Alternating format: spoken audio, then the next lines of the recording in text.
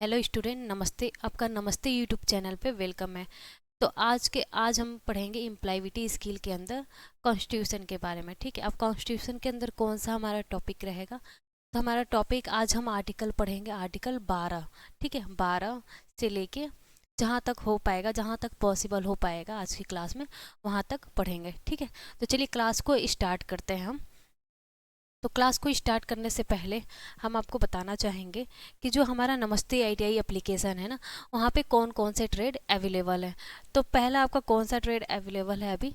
तो एक तो आपका हो गया आरएसी, ठीक है, fitter tunnel machine, diesel mechanic, welder, tractor mechanic, plumber और ड्राफ्टमैन, सर्वे और कारपेंटर। ठीक है, ये सारे ट्रेड क्या है, अभी हमारे नमस्ते आईटीआई एप्लीकेशन पे अवेलेबल है।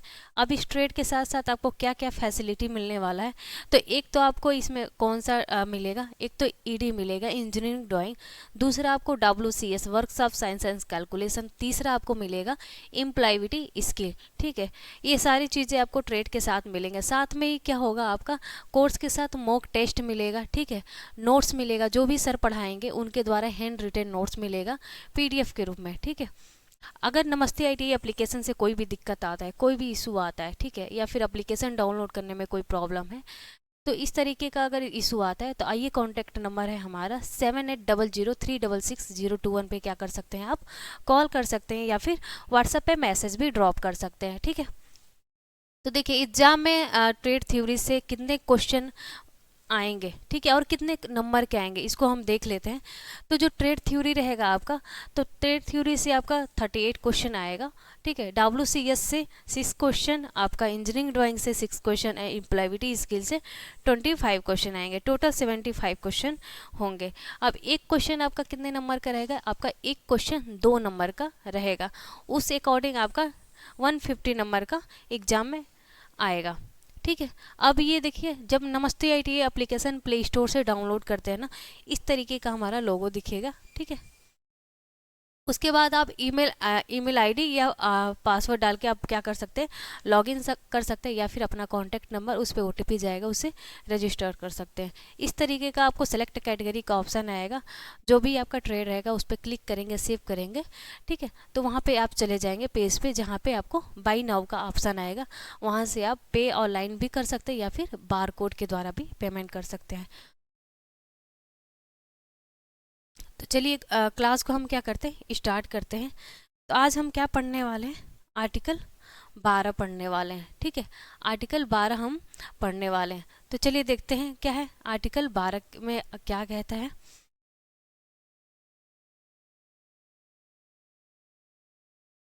आर्टिकल कौन सा पढ़ने वाले हैं हम? आर्टिकल 12। अब आर्टिकल 12 में क्या कहता है? तो आर्टिकल 12 में कहता है कि राज्य की परिभाषा, राज्य की परिभाषा के बारे में बात करता है। ये राज्य मतलब किसी राज्य के बारे में, पर्टिकुलर राज्य के बारे में नहीं कहा है। ठीक है, जैसे कोई भी हो गया, ठीक है, तो किसी राज्य के बारे में नहीं किया है। ये बात कर रहा है किसके बारे में? नेशन के बारे में बात कर रहा है, एक भारत के बारे में बात कर रहा है। ठीक है, तो देखिए ये क्या है आपका, ये अनुच्छेद 12 क्या कहता है कि राज्य शब्द को परिभाषित करता है। ठीक है, ये क्या करता है, राज्य शब्द को परिभाषित करता है। ठीक है, डिफिनीशन ऑफ स्टेट। ठीक है, ये क्या कर रहा है, राज्य शब्द को परिभाषित कर रहा है। अभी ये किसी राज्य के बारे में तो बात नहीं कर रहा है, पार्टिकुलर राज्य के बारे में नहीं कर रहा है। जो ये क्या कर रहा है, किसी राज्य को क्या कर रहा है, नेशन या भारत को क्या कर रहा है, परिभाषित कर रहा है। ठीक है, अब राज्य कैसे बनेगा आपका? ठीक है, तो राज्य कैसे बनेगा, तो इसको 6 बॉडीज, ठीक है, 6 बॉडीज के द्वारा क्या किया गया है, इसको मिलाकर बनाया गया है। ठीक है, कौन कौन सा है देख लेते हैं। पहला आपका है,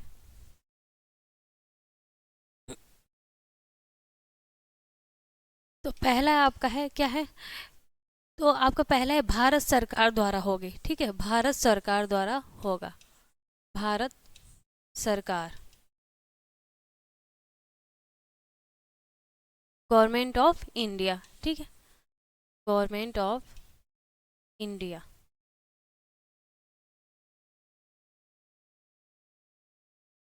दूसरा आपका कौन सा है, तो दूसरा आपका है पार्लियामेंट, ठीक है, संसद द्वारा होगा, ठीक है। कैसे बनेगा हमारा ये पार्लियामेंट, ठीक है, पार्लियामेंट द्वारा होगा, ठीक है। तीसरा आपका कौन सा होगा, तो तीसरा आपका होगा राज्य सरकार द्वारा, ठीक है, राज्य सरकार द्वारा, गवर्नमेंट ऑफ स्टेट, ठीक है।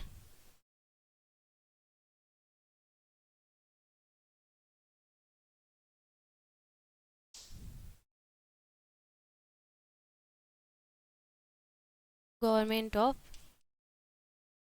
स्टेट। फिर आपका फोर्थ नंबर पे कौन आ जाएगा, फोर्थ नंबर पे आ जाएगा आपका राज्य विधानमंडल, ठीक है, राज्य विधान मंडल, राज्य विधान मंडल द्वारा होगा। फिर फिफ्थ नंबर पे आ जाएगा आपका, फिफ्थ नंबर पे आएगा स्थानीय प्राधिकरण, ठीक है, स्थानीय स्थानीय प्राधिकरण।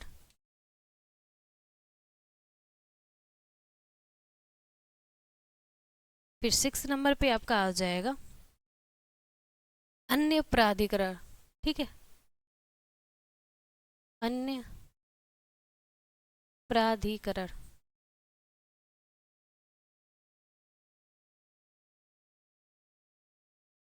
तो ये रहा आपका राज्य कैसे बनेगा, 6 बॉडीज द्वारा मिलके बनेगा, ठीक है।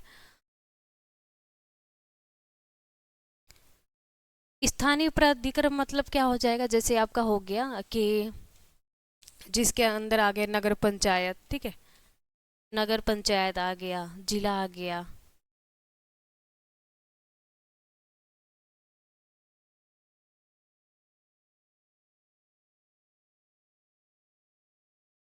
ये सारी चीजें रहेंगे, ठीक है। तो ये क्या होता है, ये 6 बॉडीज के द्वारा क्या होता है, मिलके आपका बनता है, ठीक है। अब क्या है कि इसके अंदर ये जो राज्य की परिभाषा कौन कौन और आर्टिकल के अंदर बोला गया है, तो यहाँ पे नोट डाउन करके लिख लेंगे। तो ये है आपका आर्टिकल, एक तो आपका आर्टिकल 12 हो गया, ठीक है, जिसमें राज्य की परिभाषा को क्या किया गया है, डिफाइन किया गया है, परिभाषित किया गया है, ठीक है। तो आर्टिकल 12 में आर्टिकल 36, आर्टिकल 152, ठीक है, ये 3 आर्टिकलों में क्या किया गया है, राज्य की परिभाषा को क्या किया गया है, डिफाइन किया गया है अलग अलग तरीकों से, ठीक है। तो उसको हम देखेंगे, जैसे जैसे पढ़ेंगे उस तरीके से हम देखेंगे, ठीक है। फिर आगे हम चलते हैं, तो आगे क्या है आपका आर्टिकल 13 पे चलते हैं। आर्टिकल 13 हमारा क्या कहता है, आर्टिकल आर्टिकल 13 हमारा क्या कहता है, तो आर्टिकल हमारा 13 क्या कहता है कि राज्य द्वारा कोई ऐसा कानून नहीं बनाया जाएगा जो हमारे क्या करे, मूल अधिकारों का उल्लंघन करे, ठीक है। राज्य द्वारा ऐसा कोई कानून नहीं बनाया जाएगा जो क्या करे, हमारे मूल अधिकारों का उल्लंघन करे। अगर उल्लंघन करता है, ठीक है, अगर राज्य सरकार द्वारा कोई ऐसा कानून बनाया जाता है जो हमारे मूल अधिकारों का उल्लंघन करता है, तो क्या हो जाएगा, स्वतः ही समाप्त कर दिया जाएगा, ठीक है। वो क्या किया जाएगा, स्वतः ही समाप्त कर दिया जाएगा। तो चलिए देखते हैं इसमें क्या है कि राज्य द्वारा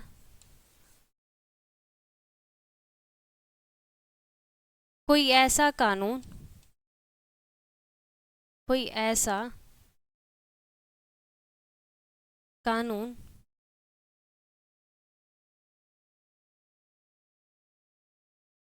नहीं बनाया जाएगा,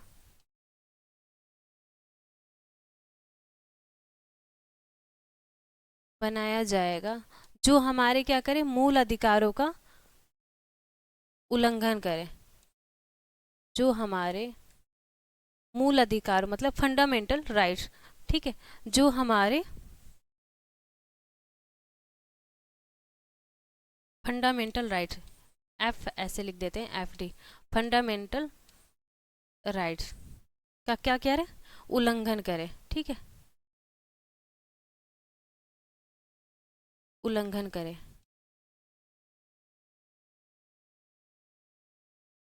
अगर ऐसा होता है, ठीक है, अगर कोई ऐसा कानून बनता है जिससे क्या होता है कि हमारे, अगर राज्य द्वारा ऐसा कानून बनाया जाता है जो हमारे क्या करता है, मूल अधिकारों का उल्लंघन करता है, तो वो क्या होता है, स्वतः ही समाप्त हो जाएगा, ठीक है। अगर ऐसा होता है, ठीक है, ऐसे लिख लेते हैं, अगर ऐसा होता है, अगर ऐसा होता है तो वह स्वतः ही समाप्त हो जाएगा, स्वतः ही समाप्त हो जाएगा।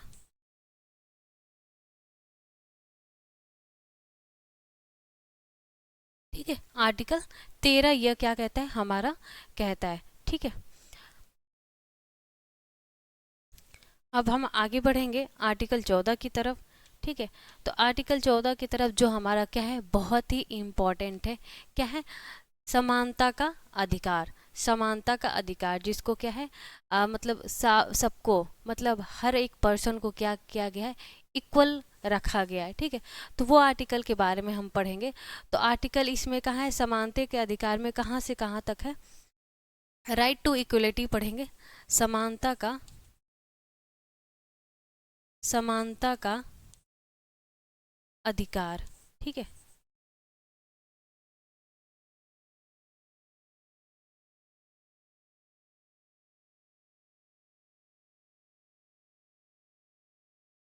समानता का अधिकार इसमें कहाँ से कहाँ तक पढ़ेंगे, तो इसमें पढ़ेंगे आर्टिकल, आर्टिकल 14 से लेके 18 तक हम इसमें पढ़ने वाले हैं, ठीक है।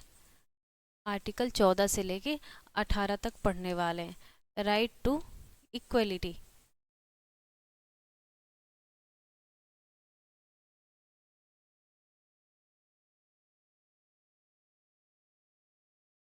तो इसमें क्या है, समानता का अधिकार क्या किया गया है, दो देशों से लिया गया है, ठीक है, दो देशों से लिया गया है, कहाँ कहाँ से, तो एक तो आपका लिया गया है ब्रिटेन से, ठीक है, और एक लिया गया है आपका अमेरिका से, ठीक है।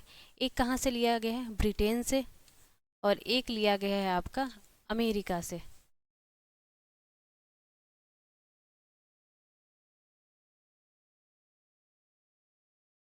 अमेरिका से, ठीक है।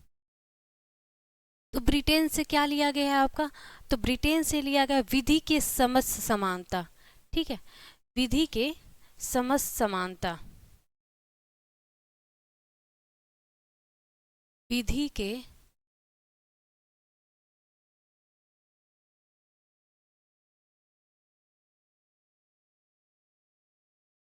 विधि के समस्त समानता,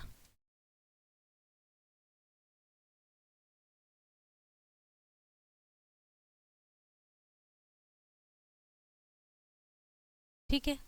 अब अमेरिका, यूएस से क्या लिया गया है आपका, ठीक है, तो यूएस से आपका क्या लिया गया है, समान संरक्षण, ठीक है, समान संरक्षण।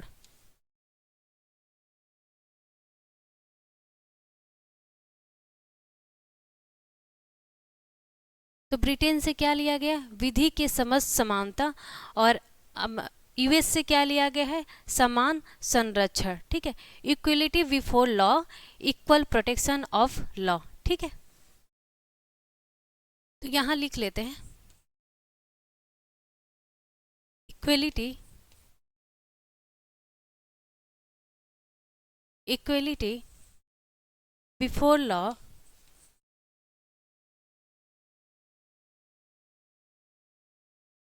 एंड, ठीक है, and equal protection of law, and equal protection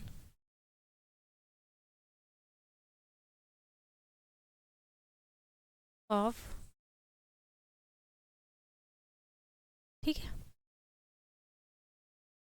तो ब्रिटेन से हमारा क्या लिया गया है, विधि के समझ समानता, और यूएस से क्या लिया गया है, समान संरक्षण। ठीक है, तो ये क्या है, दो देशों का मिश्रण है। कौन सा, आर्टिकल 14। ठीक है, आर्टिकल 14 क्या है आपका, दो देशों का क्या है, मिश्रण है। आर्टिकल 14 क्या है आपका, आर्टिकल 14 क्या है, दो देशों का क्या है, मिश्रण है। दो देशों का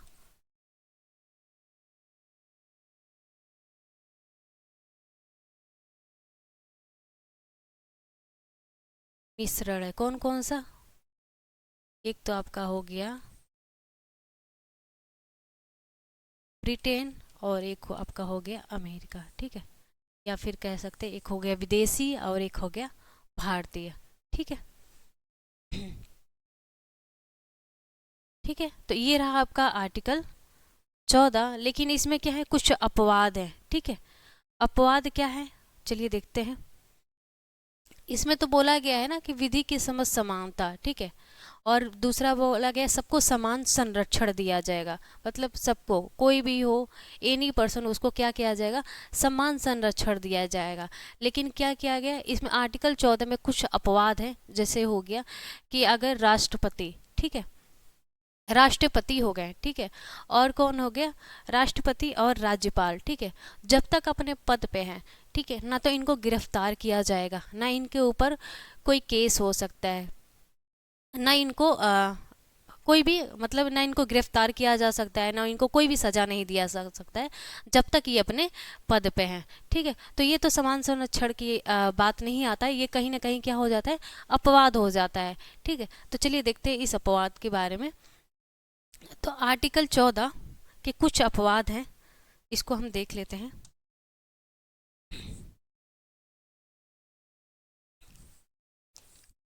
आर्टिकल 14 अपवाद के बारे में देखते हैं।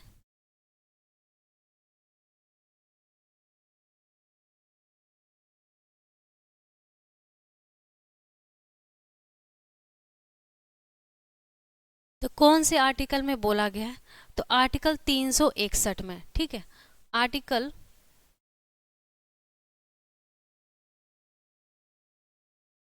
आर्टिकल 361 की बात करें, और आर्टिकल आर्टिकल 105 की बात करें, और आर्टिकल 194 की बात करें। ठीक है, आर्टिकल 194।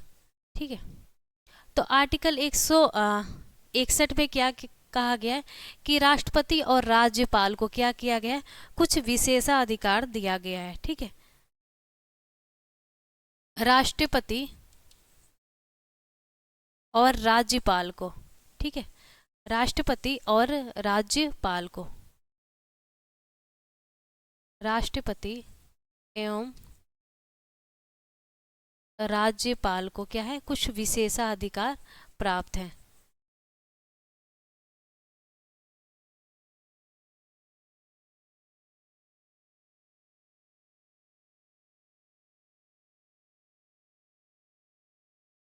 ये क्या है, विशेषाधिकार प्राप्त, मतलब कि जब तक वो अपने पद पे हैं उनको कोई गिरफ्तार नहीं कर सकता है। ठीक है, उनके ऊपर कोई मुकदमा नहीं हो सकता है।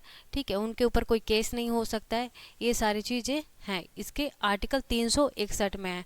ठीक है, आर्टिकल 105 में क्या कहता है, तो आर्टिकल 105 में क्या करता है कि संसद के सदस्य, ठीक है, मेंबर ऑफ पार्लियामेंट, संसद के सदस्य, मेंबर ऑफ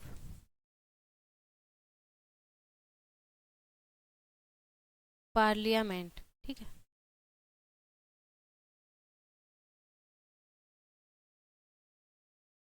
तो जो संसद के सदस्य हैं, ठीक है, संसद के जो सदस्य हैं तो क्या है, तो इनका जब लोक या राज्यसभा का जब सत्र चल रहा हो ना, तो सत्र के शुरू होने के 40 दिन पहले, ठीक है। 40 दिन पहले और 40 दिन बाद क्या हो सकता है, इनको भी क्या हो सकता है कि इनको भी गिरफ्तार नहीं किया जा सकता है, ठीक है। जब लोकसभा और राज्यसभा का सत्र चल रहा हो तो 40 दिन पहले और 40 दिन बाद इनको क्या किया जा सकता है, गिरफ्तार नहीं किया जा सकता है, ठीक है। तो लिख सकते हैं सेशन सेशन शुरू होने के पहले, ठीक है, शुरू होने के 40 दिन पहले, 40 दिन पहले और क्या है 40 दिन बाद, 40 दिन बाद तक, ठीक है, बाद तक कोई गिरफ्तार नहीं कर सकता है, ठीक है। किसी भी मामले में कोई गिरफ्तार नहीं कर सकता है।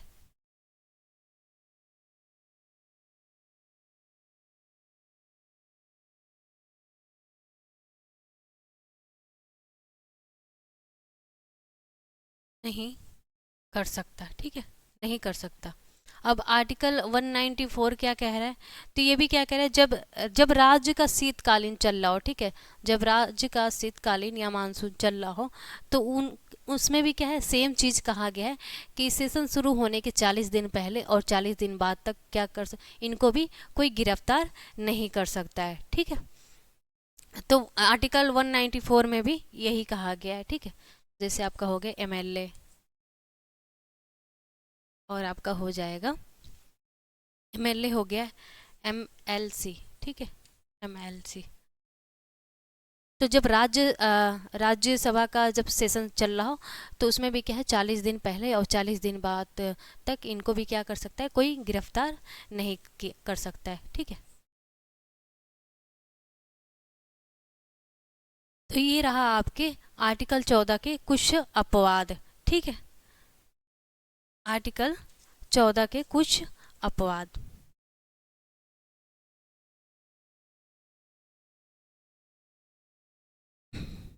अब आगे हम बढ़ेंगे तो आगे हमारा क्या है, ठीक है। तो आगे हमारा कौन सा आर्टिकल आ जाएगा, इसमें देख लेते हैं। एक ऐसा मामला था, ठीक है, एक ऐसा मामला था जिसमें आर्टिकल 14 को क्या किया गया है, नैसर्गिक न्याय का सिद्धांत कहा गया है, ठीक है। एक ऐसा मामला था, एक केस था, ठीक है। एक केस को देख लेते हैं, इस केस को, जिसमें कहा गया है आर्टिकल 14 को, आर्टिकल 14 को क्या कहा गया है, नैसर्गिक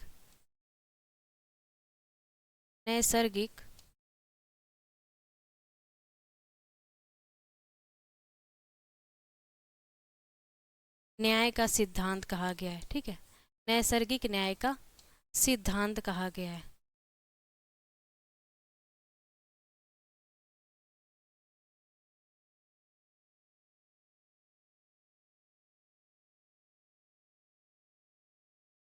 ठीक है, आर्टिकल 14 को क्या कहा गया है, नैसर्गिक न्याय का सिद्धांत कहा गया है। तो कौन सा वो केस था आपका, तो केस होता है मिनर्वा मिल्स, ठीक है, मिनर्वा मिल्स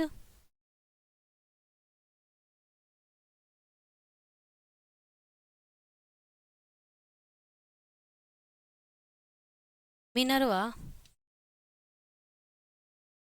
ठीक है, Minerva mills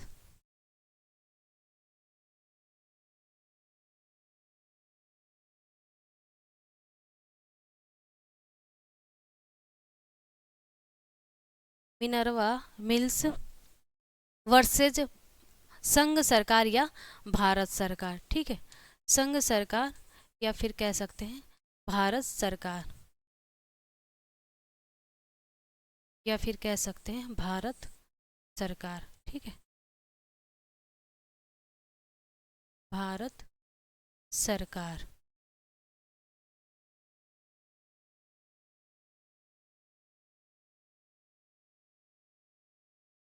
Minerva mills versus संघ सरकार एवं भारत सरकार। तो इसमें सुप्रीम कोर्ट ने क्या कहा था कि आर्टिकल 14 क्या है, नैसर्गिक न्याय का सिद्धांत है, ठीक है। सुप्रीम कोर्ट ने क्या कहा था,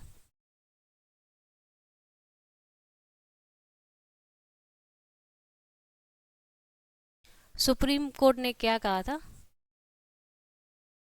कि आर्टिकल 14 क्या है, नैसर्गिक न्याय का सिद्धांत है। ठीक है, ये रहा आपका केस मिनर्वा मिल्स संघ भारत या फिर भारत सरकार। ठीक है, आर्टिकल 15 की बात करें तो आर्टिकल 15 हमारा क्या कहता है, आर्टिकल आर्टिकल 15 हमारा क्या कहता है, तो आर्टिकल 15 हमारा कहता है किसी भी, ठीक है, किसी के साथ जाति, लिंग, जन्म स्थान या फिर धर्म के साथ कोई भी भेदभाव नहीं किया जाएगा, सबको समान अधिकार प्राप्त होगा।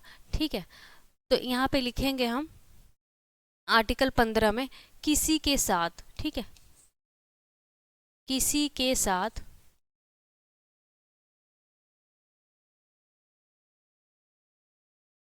किसी के साथ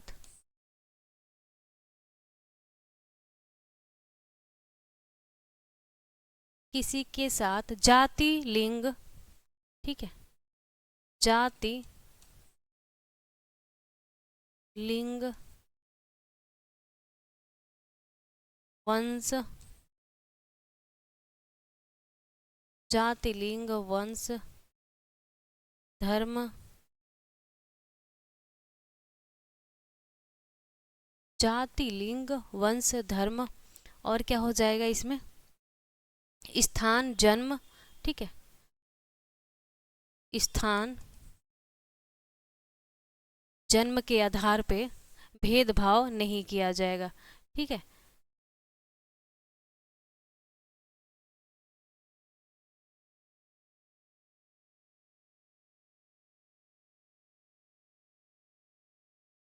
के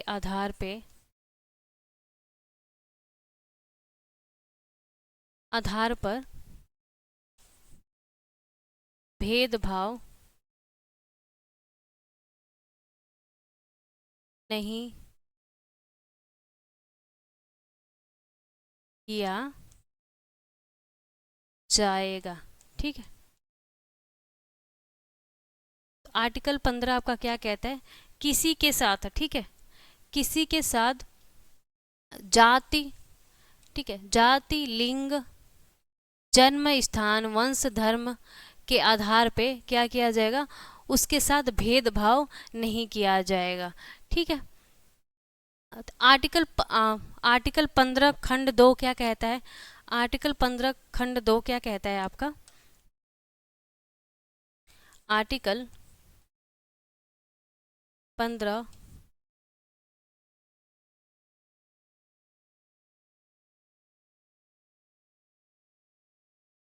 ये क्या कहता है कि उपरोक्त के आधार पे किसी को होटल, तालाब, पार्क आदि में प्रवेश करने से नहीं रोका जाएगा। ठीक है, जैसे कि ये आपका रहा कि किसी कोई व्यक्ति है, जैसे कि मान लो कि कैटेगरी हो गया, ठीक है, कि आपका जनरल, ओबीसी, एसटी, एससी, ठीक है, ये रहा आपका लिंग। लिंग मतलब क्या हो गया कि जैसे कि आपका हो गया मेल, फीमेल, ट्रांसजेंडर, ट्रांसजेंडर को भी कहीं ना कहीं क्या किया गया है, हमारे कॉन्स्टिट्यूशन में उनको अधिकार प्राप्त हैं। ठीक है, वंश हो गया, धर्म हो गया, धर्म में हो गया कि जैसे कि कोई हिंदू, मुस्लिम, सिख, ईसाई, ये सारी चीज़ें के आधार पे उनको भेदभाव नहीं किया जाएगा। ठीक है, तो इसमें क्या बोला है कि उपरोक्त सभी, ठीक है, उपरोक्त सभी में से, जैसे कि ये रहा आपका जाति, लिंग, स्थान, जन्म, वंश, धर्म के आधार पे किसी को होटल या फिर पार्क, फिर कहीं पे भी जो भी चीज़ है आपको वहाँ पे जाने से भेदभाव नहीं किया जाएगा, आर्टिकल 15 खंड 2 कहता है। ठीक है, क्या कहता है, होटल, उपरोक्त सभी, उपरोक्त, ठीक है, उपरोक्त समझ जाना, जैसे कि होटल,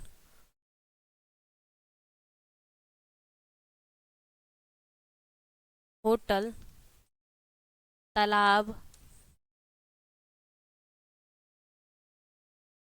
पार्क, या फिर कह लो मंदिर, ठीक है, मंदिर भी कह लेंगे, और हो गया, ठीक है। स्थान के आधार पे आ गया, धर्म के आधार पे आ गया, ठीक है।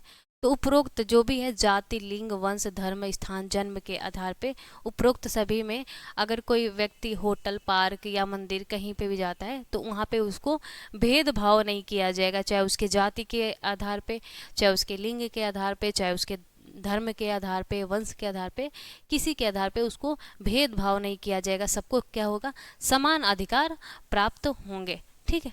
तो ये आपका क्या कहता है, आर्टिकल 15 खंड 2 कहता है, ठीक है। आगे भी पढ़ेंगे आर्टिकल 15 खंड 3, आर्टिकल 15 खंड 4, 5, 6, ठीक है। आगे हम पढ़ेंगे, लेकिन कब पढ़ेंगे, नेक्स्ट क्लास में पढ़ेंगे, ठीक है।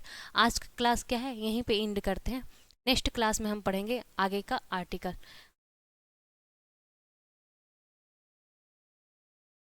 तो ये रहा आपका क्या है कि जो आईटीआई कोपा ट्रेड के बच्चे हैं, ठीक है, तो वो नमस्ते आईटीआई एप्लीकेशन को डाउनलोड करते हैं तो उनको क्या क्या फीचर्स मिलता है, ठीक है। तो कोपा ट्रेड वाले बच्चों को क्या मिलता है फीचर्स, एक तो उनको वीडियो क्लास मिलेगा, क्लास नोट्स मिलेगा, पीडीएफ मिलेगा, और उनको मॉक टेस्ट मिलेगा। साथ में कोपा ट्रेड के साथ साथ कहीं ना कहीं उनको इम्प्लॉयबिलिटी स्किल पढ़ना है। बिना इम्प्लॉयबिलिटी स्किल के कोपा का जो आप देंगे, कोपा का जब एग्ज़ाम देंगे, ठीक है, तो उस सर्टिफिकेट का कोई मान्य नहीं रहेगा। तो कहीं ना कहीं इम्प्लॉयबिलिटी स्किल भी आपको पढ़ना पड़ेगा। तो ये क्या है, आपको इसमें भी सेम फीचर्स मिलेंगे, video class, class notes, PDF, mock test और टेस्ट सीरीज 399 के अंदर ही। तो क्या कर सकते हैं, अब जाके उस कोर्स को क्या कर सकते हैं, प्ले स्टोर से डाउनलोड करिए नमस्ते आईटी एप्लीकेशन को, वहाँ पे जाके कोर्स को परचेज कर लीजिए। चलिए मिलते हैं आपको नेक्स्ट क्लास में। फिर से आप सभी को क्या करते हैं, नमस्ते।